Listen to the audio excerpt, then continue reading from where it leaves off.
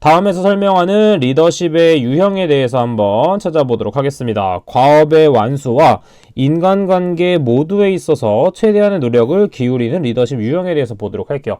자, 이때는 리더의 유형 중에서 관리 그리드 이론에 대해서 볼 수 있겠죠. 자, 그래서 과업도 중요하고 인간관계도 모두 중요한 부분인 이상형 리더십이라고 볼 수 있겠죠. 자, 일반적으로 과업형 리더십은 인간관계는 좀 소홀하지만 과업의 완수에 대해서는 확실한 것이기 때문에 9,1이라고 볼 수 있겠고, 타협형이라는 것은 어느 정도 중간 정도를 하겠다라는 것이기 때문에 과업과 인간관계가 모두 절반 정도라고 볼 수가 있겠습니다. 그 다음에 무관심형은 무엇이냐면 과업과 인간관계 모두 소홀한 부분이기 때문에 1,1이 된다라고 정리해 줄 수가 있겠죠. 24번 문제 보도록 하겠습니다. 생체 리듬의 종류에 해당되지 않는 것은 무엇인가? 자, 바이오리듬이라고도 하죠. 바이오리듬은 총 3가지라고 볼 수가 있습니다. 첫 번째는 피지컬 리듬이라고 하는 육체적 리듬이 있고, 두 번째로는 우리가 뭐가 있다?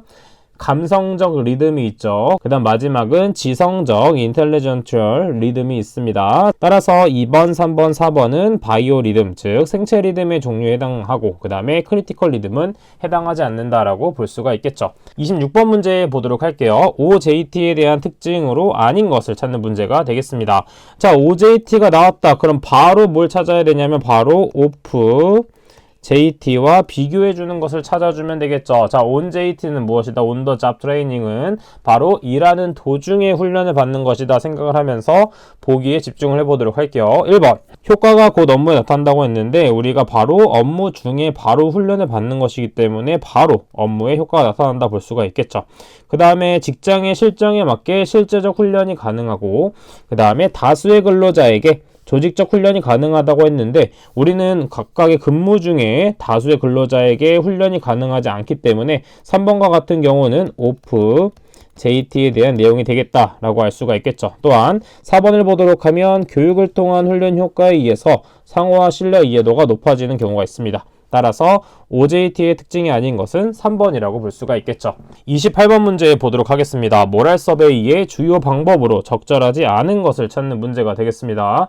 자, 모랄 서베이의 주요 방법으로서는 관찰법, 그 다음에 면접법, 질문지법 등이 있겠고, 강의법은 이에 해당되지 않는다라고 찾아주면 되겠죠. 29번 문제 보도록 하겠습니다. 산업안전보건법령상 2m 이상인 구축물을 콘크리트 파쇄기를 사용하여 파쇄 작업을 하는 경우에 특별교육의 내용이 아닌 것은 무엇인가? 자, 보도록 하면 1번에 있는 작업안전 조치 및 안전기준에 관한 사항, 콘크리트 해체, 그 다음 파쇄기 조작 등에 대한 내용은 바로 특별안전보건교육에 대한 내용이 포함되겠지만, 비계 조립에 관련된 것은 우리가 파쇄 작업을 하는 경우에 특별교육의 내용이 포함되지 않는다라고 체크해주면 되겠고, 추가적인 내용으로는 교재 해설을 참고해주시면 되겠죠. 31번 문제입니다. 학습 정도의 4단계에 해당하지 않는 것은 무엇인가?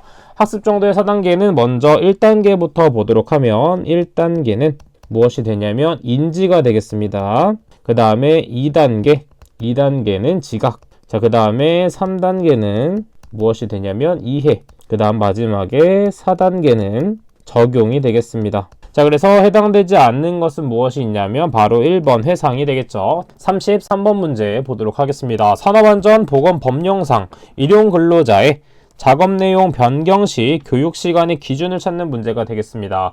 자, 지금 보도록 하면 일용근로자에서는 교육 과정이 크게 4가지로 5가지로 볼 수 있겠죠. 정기교육, 채용 시, 작업 내용 변경 시, 특별교육, 건설업, 기초안전, 보건교육으로 볼 수 있겠고, 그 중에서 작업 내용 변경 시는 크게 2가지로 볼 수가 있습니다. 첫 번째는 일용근로자 및 근로계약기간이 일주일 이하인 기간제 근로자와 그 밖의 근로자로 나올 수 있습니다. 먼저 여기서 문제에서 언급했던 일용직 근로자일 경우에 작업 내용 변경 시 교육은 1시간 이상이 된다라고 볼 수 있겠지만, 그 밖의 근로자일 경우에는 2시간 이상의 교육을 진행해주면 되겠습니다.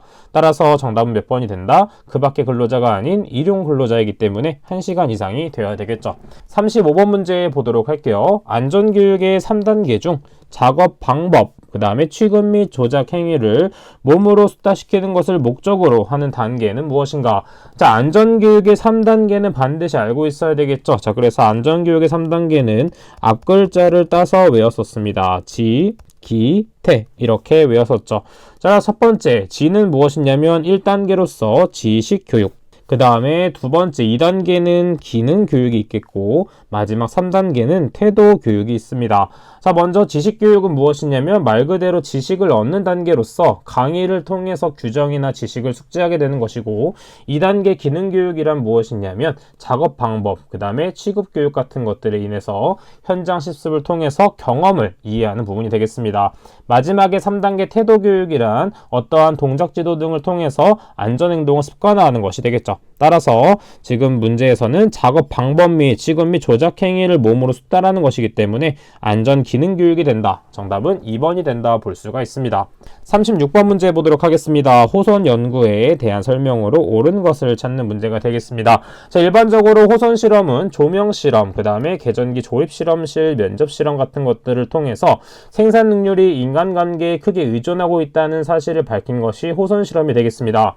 따라서 호선 연구에 관한 설명으로 옳은 것은 물리적인 작업 환경보다는 근로자들의 의사소통 등의 인간관계가 더 중요하다는 것을 깨달은 실험이 바로 호선의 연구 실험에 대한 부분이 되겠습니다. 39번 문제 보도록 하겠습니다. 산업심리의 5대 요소가 아닌 것은 무엇인가?